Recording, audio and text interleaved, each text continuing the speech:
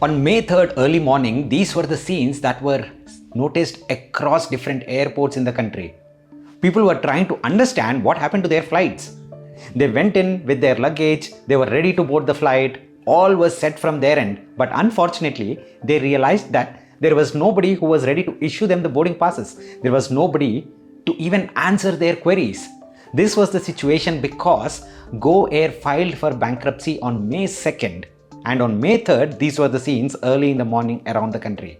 India's aviation sector is back in the news. Another airline has hit turbulence. You must have seen headlines talk about Go First. It's a budget carrier. Earlier it was known as Go Air. Go Air is one of the leading aircraft carriers in the country. They have more than 10% market share and they are operating out of Bombay. All their flights operate from Bombay to other tier 1 cities to tier 2 cities as well in the country. In this video, we'll understand what happened to Go Air specifically and why did they file for that voluntary insolvency process.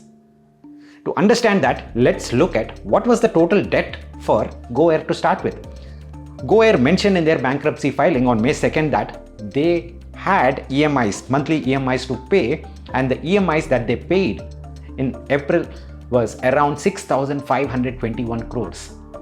And they committed and they paid all their dues as of April 30th. But due to the existing financial situation, due to the existing conditions of their fleet, they realized that they are not going to fulfill their commitments in May. They are not going to pay that 6,521 crores. And hence they filed for that voluntary insolvency process. Now the question is, what is this? Is this the first time that is happening in India? Absolutely not. On average, over the last 30 years, there was at least one airline carrier failing in India. So 30 years, 30 airline carriers have seen the dust. Now, what is so special about India that we have seen so many airline carriers filing for bankruptcies? If you just look at the revenue models within Indian landscape versus, let's say, American or other international areas, right? For a 1,000-kilometer flight between Washington DC and Chicago, the average price comes out to be around 16,000 to 17,000 rupees in INR.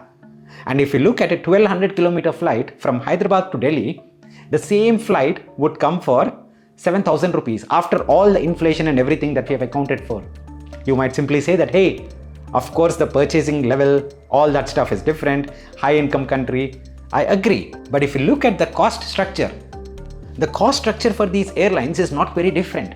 30% of the overall cost for these airlines is coming from the cost of the flight itself, the aircraft. And these aircrafts, the price is the same whether the carrier is operating in the US, in UK or in India, because the manufacturers are international manufacturers, Airbus, Boeing. Now that's 30%. The remaining 70% you might say, hey, now these guys are operating with lower costs in India. No. Another 20% of it goes to fuel, and fuel prices are traded in the international markets, so everybody pays the same price. Then on top of that, there is another 15 to 20% for maintenance, services, and again that is the same because you get the maintenance done from the same international players. And this is the place where, specific to Go Air, the problem started to arise. Before we jump into the Go Air case, please understand up to 70% of the costs are same whether it's a US carrier or whether it's an Indian carrier, and we notice how revenues are so different.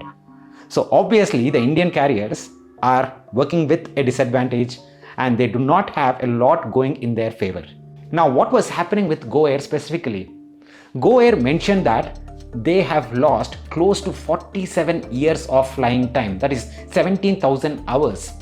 What does it mean?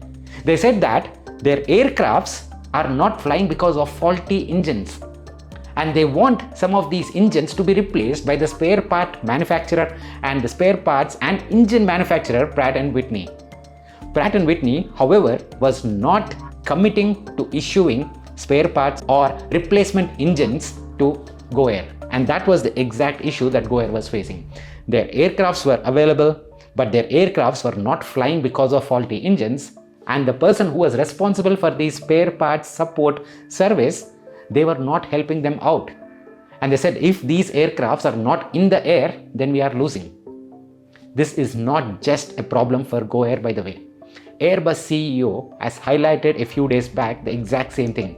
He mentioned that they are noticing irregularities with respect to the service offered by the spare part manufacturing Pratt & Whitney. Of course, they did not comment on what is happening specifically with Go Air. It's none of their business, but they are seeing patterns. So we do understand that is not specific to the financial issues that Go Air was facing, but it is a systematic issue, and more air carriers might be facing this problem in the very near future. And of course, add that with the Indian context, we see where and why Go Air was going down the hill. Now, what happens in this case of voluntary insolvency process, which means these guys going and telling the court that, hey, we cannot pay our EMIs going forward from next month. Of course, the guys who have given them money, right, whether it's a home loan, whether it's a car loan, or whether it's an aircraft loan, doesn't matter. These guys will come and try to seize the properties. That is called as senior debt. So there is also another level of debt where these guys are giving money to Go Air or any other such aircraft carriers, but they might not have any collateral. So of course they fall into the junior debt category. So senior debt, at least there are some assets and they can seize the assets, but junior debt, there is no collateral to start with. And then there is also operational debt. Operational debt means, hey, these guys need to run their day-to-day activities, so we are giving them some debt. And of course, there is no collateral. And where do employee expenses fall in this entire situation? They fall under operational debt. And that is the least bothered debt category. Not too many people worry about that, unfortunately. If we take the example of Jet Airways, they had roughly 44,000 crores as dues, including junior debt, senior debt, financial, secured, unsecured, collateralized, non-collateralized, or even operational debt, different types of debt altogether. And out of these 44,000 crores, the people who gave these loans to the aircraft carriers, they come together and they form a committee called as Committee of Creditors, and they decide what to do next. In the case of Jet Airways, an individual and a private equity company came together and bought this company. However, they have paid only 1,300 crores. 1,300 crores against a total debt of 44,000 crores. Well, the people who have given the loans are comfortable and okay with it because they are saying, hey, at least we are able to recover something. Something is better than nothing. That's the situation where these airlines will very quickly get into. So Go Air, potentially the folks who have given loans to Go Air, they might be standing to lose up to 90% of the total value that they have given to Go Air. Well, that's a hypothesis. We really don't know what will happen until the situation evolves itself in the next few months. The second category of people who would be impacted are, of course, employees. There are 5,000 plus employees in Go Air working right now. And these 5,000 employees have similar skill sets. Pilots, cabin crew, support staff. All these guys now once again come into the market and they apply for the same set of companies, 5 to 10 Indian carriers. Indigo, Air India, SpiceJet. So there is an abundance of talent all of a sudden. So what happens? The salaries, of course, will race towards the bottom. And that will exactly what will happen in this situation as well. So not a good sign for any of the employees at Go Air right now. The third situation is for folks like you and me. You have some plans, I have some plans, and we already have our tickets booked through Go Air. They are anyways cancelling. Forget about the refund. What happens to the refund? Nobody knows about it so far. But unfortunately, when we are trying to go book that alternate ticket, right, we have limited options. So Indigo, SpiceJet, Air India, all these guys will increase the prices. So obviously we'll see, at least in the short term, the prices will increase across the board.